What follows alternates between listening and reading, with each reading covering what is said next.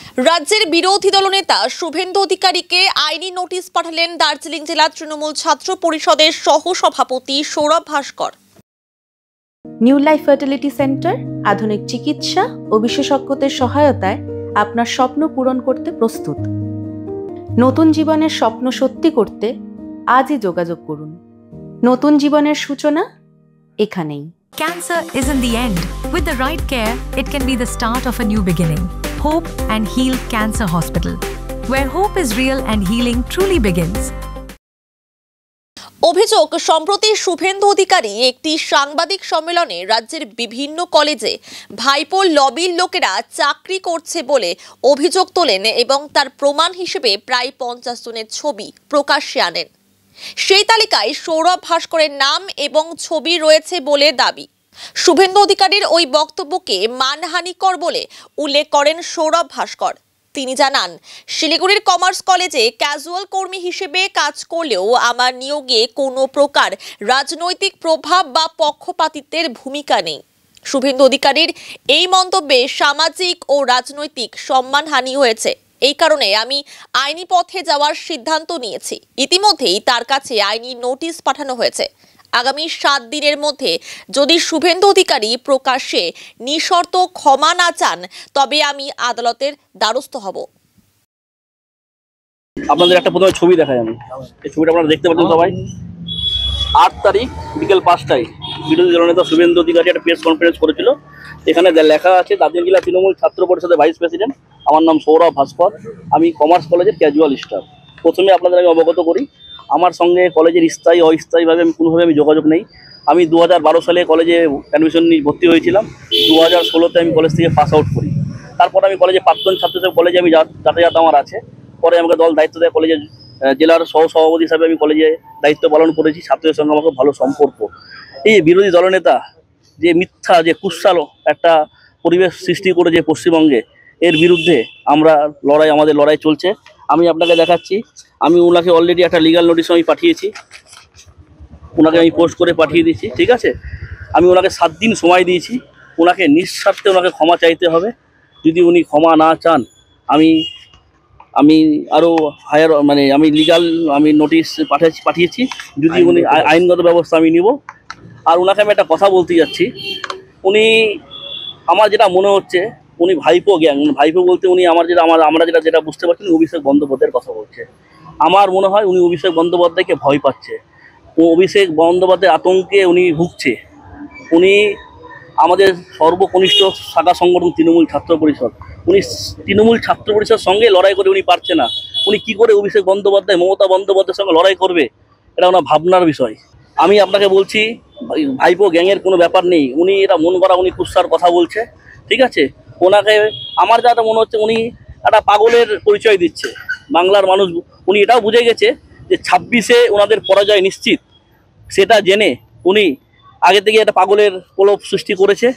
শুধু 26-এ 4র্থবারের জন্য মমতা বন্দ্যোপাধ্যায় মুখ্যমন্ত্রী হচ্ছে, সময়ের অপেক্ষা। আমি ওনাকে একটাই কথা বলবো, আমার মনে হয় ওনার এখন সঠিক স্থান আমার ঝাড়খণ্ডের পাগলাখানায় গিয়ে উনি নিজের ট্রিটমেন্টটা করুক। উনি পাগলের মতো প্রলাপ দিয়ে যাচ্ছে, পাগলের মতো বকে যাচ্ছে। আমি বলবো এসব মিথ্যা কুৎসা দিয়ে তৃণমূল ছাত্র পরিষদকে রুখা যাবে না।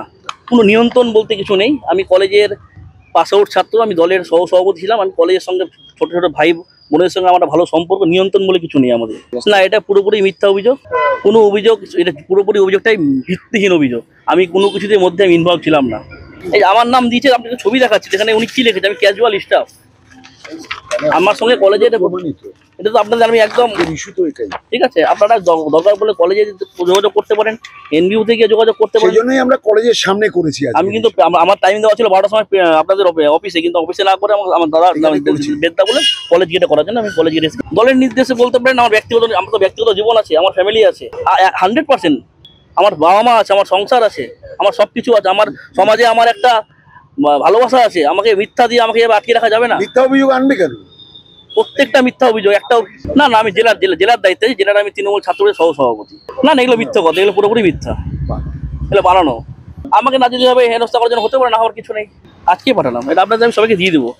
আমি অলরেডি মেলও করা হয়েছে, আমি ওনাকে পোস্ট করে দিয়েছি।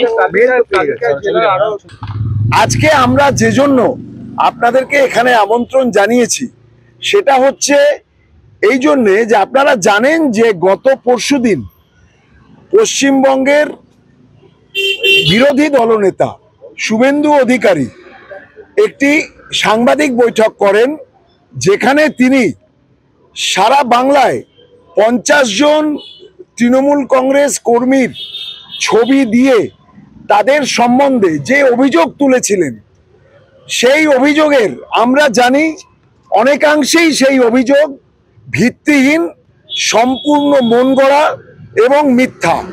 তার মধ্যে প্রত্যক্ষ প্রমাণ আজকে আমার সাথে এখানে আছে দার্জিলিং জেলা তৃণমূল ছাত্র পরিষদের সহসভাপতি সৌরভ ভাস্কর, যে 2012 সালে শিলিগুড়ি কমার্স কলেজে ভর্তি হয়, 2016-তে শিলিগুড়ি কমার্স কলেজ থেকে তার পড়াশুনো শেষ করে সে বেরিয়ে যায় এবং সে শুভেন্দু বাবুর অভিযোগ মতো কোনোভাবেই শিলিগুড়ি কমার্স কলেজের সাথে কোনোভাবে কোনো এমপ্লয়মেন্ট, কোনো কাজকর্মের সূত্রে, কোনো চাকরির ক্ষেত্রে কোনোভাবেই সে শিলিগুড়ি কমার্স কলেজের পেরোলে নেই। সে শিলিগুড়ি কমার্স কলেজে এক কথায় চাকরি করে না। এই ধরনের মিথ্যা অভিযোগ পশ্চিমবঙ্গের বিধানসভার বিরোধী দলনেতার চেয়ারে বসে থেকে করা যায় না। যাদের কাজ শুধুমাত্র কুৎসা করা, যাদের কাজ মানুষকে একটা ন্যূনতম সৌজন্য বোধ, একটা শালীনতার পরিচয় মানুষের প্রতি দিতে না পারা, শুধুমাত্র সারা সকাল থেকে রাত অবধি শুধুমাত্র মিথ্যের বেশাতি করা এবং মিথ্যা কথা বলে, কুৎসা বলে মানুষকে বিভ্রান্ত করা, আমরা এর তীব্র প্রতিবাদ জানাচ্ছি। এবং এর সঙ্গে আমরা একই সঙ্গে বলি যে এই ধরনের কুৎসা থেকে বিরত হন, না হলে পশ্চিমবঙ্গের মানুষ এবার আপনার শুধু ওই বিরোধী দলনেতার চেয়ার নিয়ে নেবে না, আপনার জন্য আপনার দলকেও নিশ্চিহ্ন করে দেবে এই বাংলার মাটি থেকে। কারণ বাংলার শালীনতা, বাংলার কৃষ্টি, বাংলার সৌজন্য, বাংলার ভদ্রতা, এবং আমরা জানি যে আমরা এখানে একটা কথা বলে থাকি যে সম্মান পেতে গেলে সম্মান দিতে হয়, সেটা বয়সে ছোট হোক বড় হোক, কারোর সম্বন্ধে এইভাবে বানিয়ে বানিয়ে মিথ্যাচার করা যায় না। আমরা পশ্চিমবঙ্গের যে ঐতিহ্যশালী আমাদের যে বিধানসভা, তার যে সম্মানীয় বিরোধী দলনেতার চেয়ার, সেখানে বসে এই মানুষটি যেভাবে বিরোধী দলনেতার চেয়ারকে ডিগ্রেডেড করছেন, অপমান করছেন, টেনে নামাচ্ছেন, আমরা তার তীব্র প্রতিবাদ করি।